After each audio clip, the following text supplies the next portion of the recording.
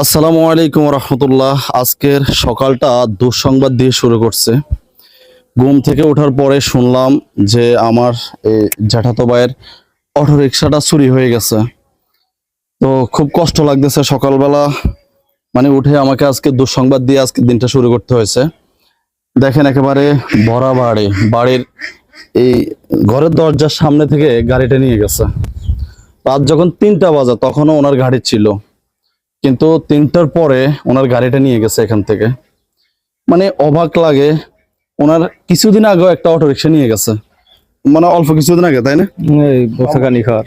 প্রায় বছর খানিক হবে ওনার একটা গাড়ি নিয়ে গেছে। উনি প্রবাসী ছিল, সেখানে বড় ধরনের অসুস্থতার শিকার হয়ে তিনি দেশে চলে আসেন। জীবিকার তাগিদে একটা গাড়ি কিনছিলেন, সেটা দিয়ে 2-4 পয়সা ইনকাম করে পরিবারের মুখে হাসি ফোটাবেন।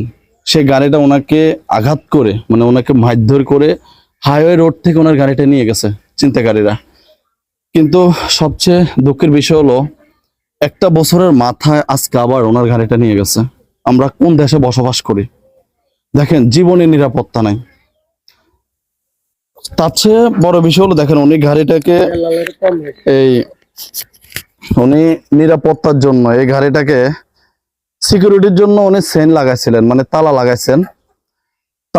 দেখেন এই তালা, এই চেইনটা ওরা কেটে ফেলছে।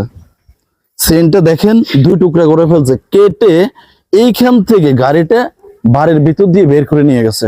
কত বড় ছিনতাইকারী হতে পারে চিন্তা করেন। উনি গতকালকে এই গাড়ির মধ্যে 60,000 টাকা দিয়ে মনে ব্যাটারি লাগাইছেন। 60,000 টাকা দিয়ে উনি কয়টা ব্যাটারি লাগাইছেন? 4টা নতুন ব্যাটারি লাগাইছে গতকালকে। ওরা নিশ্চয়ই টার্গেটে রাখছে, ওনারে টার্গেটে ফালায় ওনার এই গাড়িটা নিয়ে গেছে।